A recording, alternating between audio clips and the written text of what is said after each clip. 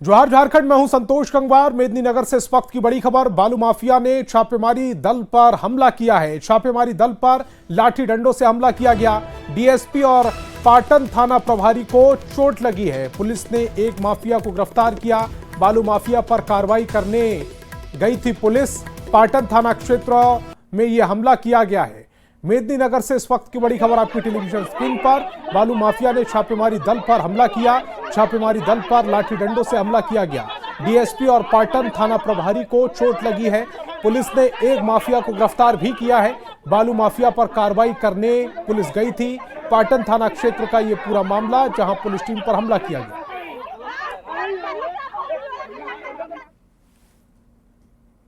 नील कमल हमारे संवाददाता ज्यादा जानकारी के साथ फोन लाइन पर जुड़ रहे हैं। नील कमल, एक बार फिर पुलिस टीम पर हमला हुआ है, वजह क्या है?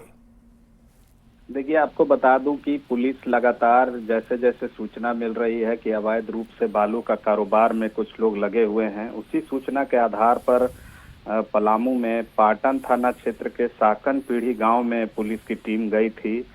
प्रशिक्षु डीएसपी राजेश यादव और पाटन थाना प्रभारी लालजी वहां गए हुए थे। पुलिस टीम गई हुई थी। उसी दौरान पुलिस को देखते हुए जो बालू कारोबारी थे वो भागने लगे और जाकर एक घर में छिपे हुए थे। जब उससे वहां निकाला जा रहा था, तभी वहां के स्थानीय ग्रामीण और उसके सहयोगी जो है, बालू माफिया के जो सहयोगी हैं, वो लोग लाठी डंडे से हमला बोल दिए। तभी जो है पुलिस चूंकि वहां पहुंची थी और इसी को देख के जो वहाँ की महिला थी वो भी लाठी डंडे से हमला बोल दिए। फिर जब उन्हें मालूम चला कि पुलिस की टीम है, उसके बाद से फिर पुलिस की ओर से जवाबी कार्रवाई में वहाँ के स्थानीय ग्रामीणों को जब पीटा गया। कुछ लोगों की क्या पहचान हुई है? किसी को चिन्हित किया गया है? किसी पर कार्रवाई की गई है? देखिए, इस मामले में एक शख्स की गिरफ्तारी हुई है। काफी मशक्कत के बाद पुलिस ने उसे गिरफ्तार कर लिया है। उसी को बचाने के लिए जो है महिला और ग्रामीण मिलकर पुलिस पर हमला बोला था लाठी। ठीक है नील कमल, इस तमाम जानकारी के लिए आपका बहुत बहुत शुक्रिया। खबर रामगढ़ से, जहां लब जिहाद के खिलाफ गिरडीह सांसद के नेतृत्व में विशाल जुलूस निकाला गया। आरोप है कि रजरप्पा थाना क्षेत्र के चितरपुर से गालिब उर्फ राजा नामक मुस्लिम युवक 9 फरवरी को हिंदू लड़की को भगाकर ले गया था। इस मामले में पुलिस पर लापरवाही बरतने का आरोप लग रहा है। आजसू सांसद चंद्र प्रकाश चौधरी और पूर्व विधायक सुनीता चौधरी ने इसका नेतृत्व किया। लोगों ने कार्रवाई नहीं होने पर नाराज होकर कल चितरपुर बंद और चक्का जाम आंदोलन का ऐलान किया है।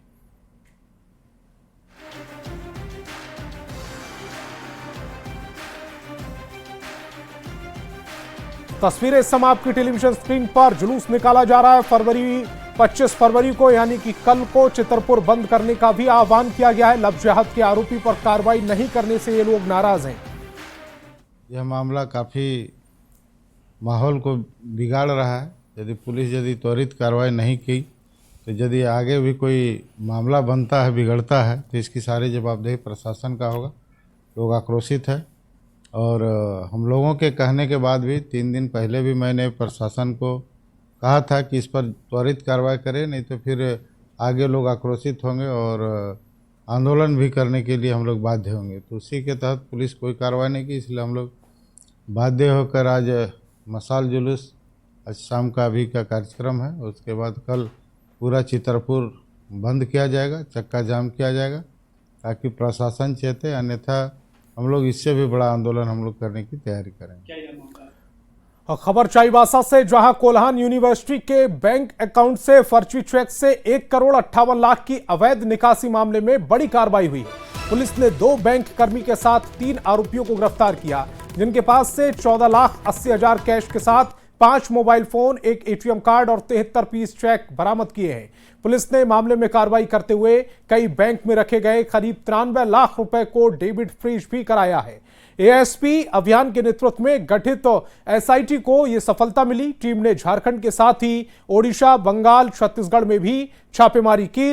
इस फर्जीवाड़े में शामिल बाकी आरोपियों की गिरफ्तारी के लिए पुलिस की छापेमारी जारी है।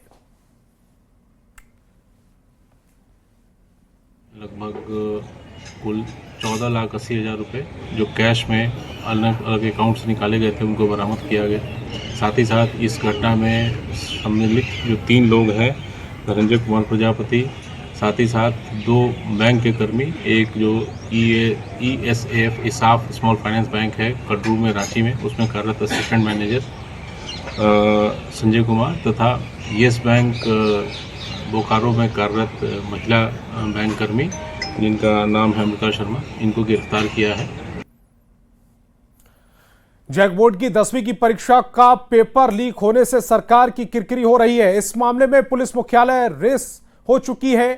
पूरे मामले में मॉनिटरिंग का जिम्मा आईजी असीम विक्रांत मिंज को सौंपा गया है। कोडरमा और गढ़वा से साइंस और हिंदी के पेपर लीक होने की बात सामने आई थी। जांच में ओरिजिनल पेपर भी बरामद हुआ है। अब डीजीपी ने पलामू और हजारीबाग के साथ ही गढ़वा और कोडरमा एसपी को सघनता से जांच के निर्देश दिए हैं। साथ ही बरामद डिजिटल डिवाइस की जांच के साथ ही आदेश दिए ताकि मुख्य साजिशकर्ता को चिन्हित किया जा सके।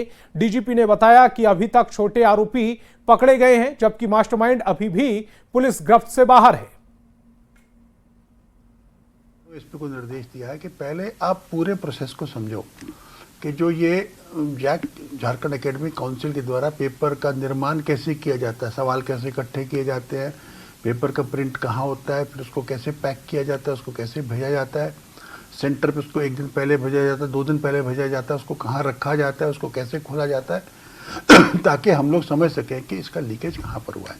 तो ये प्रक्रिया शुरू होगी। सीआईडी के आईजी असीम विक्रांत मिंज इसकी मॉनिटरिंग कर रहे हैं। जिन्होंने पूरी साजिश को रचा, जिन्होंने पूरे इस प्लानिंग किया, पेपर को लीक किया, उससे आर्थिक लाभ कमाया, उनको अभी तक हम लोग नहीं पकड़ पाए। उनको चिन्हित हम करने का हम लोग प्रयास कर रहे हैं।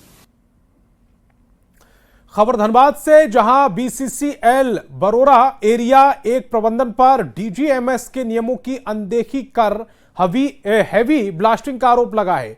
लोगों ने इसकी शिकायत की, जिसके बाद खनन सुरक्षा महानिदेशक की टीम मौके पर पहुंची और खनन स्थल से लोगों के घर तक की मापी कराई। अधिकारी ने बीसीसीएल को नियम का ध्यान रखते हुए ब्लास्टिंग और कोयला खनन का निर्देश दिया। आपको बता दें कि धनबाद बीसीसीएल एरिया 1 के मंडल केदुआडीह में लोगों के घरों तक पत्थर उड़कर पहुंच रहा था। वहीं घर में दरार भी आ गई। डीजीएमएस ने लापरवाही से नाराज होकर बीसीसीएल अधिकारियों को डांट फटकार भी लगाई और शिकायत की जांच कर सही पाए जाने पर कार्रवाई का भरोसा भी दिया है। जबरन ब्लास्टिंग करवाया गया सर, बंदूक के नोक पर, जिसमें सर पत्थर भी उड़ा। एक तो दिलीप बावरी का घर है, उसमें पत्थर भी गिरा, जहां पर आदमी बच भी गया मरने से। एक रेखा देवी था, उनका माथा में भी चोट लगा, हालांकि माथा फट नहीं पाया, है ना। और उनके बाद में सर मतलब सीएसएफ मतलब एकदम लाठी चार्ज करने के लिए सर तैयार था। हमने 100 मीटर की एक दागी मरवाई है और उसके अंदर जो 100 मीटर जो भी बीसीसीएल की ज़मीन के अंडर में आती है उसको 100 मीटर रख के ही ये ब्लास्टिंग करेंगे। और जो हमारी डीजीएमएस के द्वारा गाइडलाइन दी गई है उसके तहत ही इसको ब्लास्ट करेंगे और उसके अंदर जितना भी वाइब्रेशन है वो मॉनिटर करा जाएगा। और वो एक जो डीजीएमएस गाइडलाइन के द्वारा दी जाती है वाइब्रेशन लिमिट, उसके विधिन ही रहना चाहिए। खबर जमशेदपुर से, जहां चाकुलिया में देर रात हाथियों का उत्पात देखने को मिला। हाथियों के एक झुंड ने उत्पात मचाते हुए घरों को तोड़ दिया और घर में रखे अनाज को खा गए। इतना ही नहीं, हाथी ने केले की खेती को पूरी तरह से नष्ट कर दिया, जिसके बाद गांव के लोगों ने देर रात मशाल जलाकर हाथियों के झुंड को जंगल की ओर खदेड़ दिया।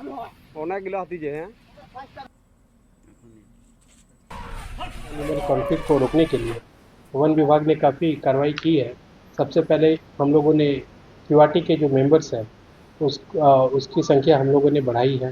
साथ ही साथ बहुत सारे गांवों में लगभग 375 हम लोगों ने सोलर स्ट्रीट लाइट लगाई है।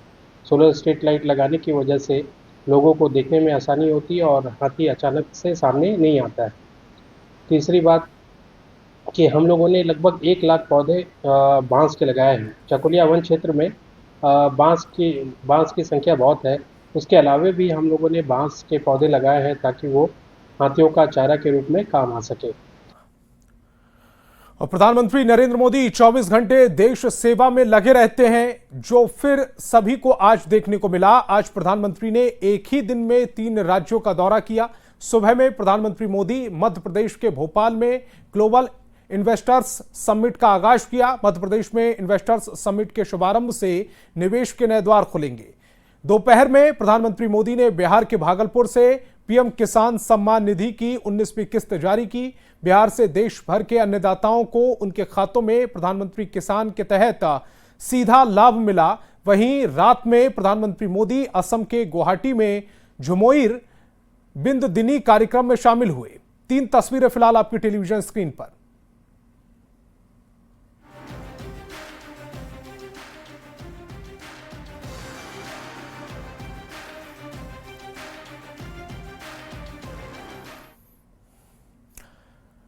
तो सुबह भोपाल पहुंचे प्रधानमंत्री नरेंद्र मोदी, उसके बाद बिहार पहुंचे। बिहार की तस्वीरें आपकी टेलीविजन स्क्रीन पर आने वाली हैं और बिहार में किसान सम्मान निधि के तहत 9 करोड़ 80 लाख लोग किसानों को सौगात दी गई, उनकी किश्त जारी की गई, 19वीं किश्त जारी की गई। और उसके बाद असम में आज रात्रि भोज है प्रधानमंत्री नरेंद्र मोदी का।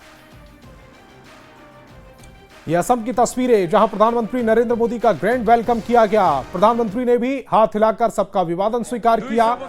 तो मध्य प्रदेश वाया बिहार वाया असम पहुंचे प्रधानमंत्री नरेंद्र मोदी और उनकी ऊर्जा देखने को मिल रही है। सुबह से रात तक प्रधानमंत्री नरेंद्र मोदी एक ही ऊर्जा के साथ अलग अलग राज्यों का दौरा कर कार्यक्रम को कर रहे हैं।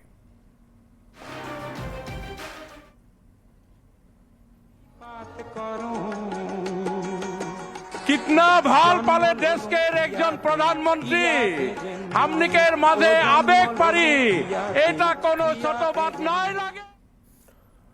तो इस बुलेटिन में फिलहाल इतना ही। लेकिन